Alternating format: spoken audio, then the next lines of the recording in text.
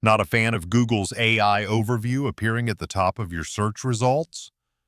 While Google doesn't currently offer a switch to permanently disable the feature, there are two simple ways to avoid it. In this video, I'll show you both methods. Let's get started. The quickest option only takes a single click. Open Google Chrome and perform your search as you normally would.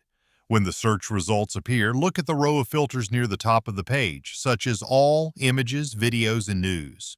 Click Web.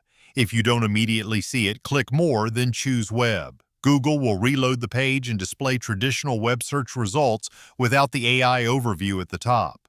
If you only occasionally want to hide AI overviews, this is the fastest method. However, if you'd rather skip that extra click every time you search, there's an even better solution. Open Chrome Settings, then go to Search Engine and select Manage Search Engines and Site Search. In the Site Search section, click Add. For the name, enter Google Web. For the shortcut, type any shortcut you'd like, such as Google. Then put this in the URL field. Don't worry, I will put it in a pinned comment. Save the new search engine. Next, click the three dots beside it and choose Make Default.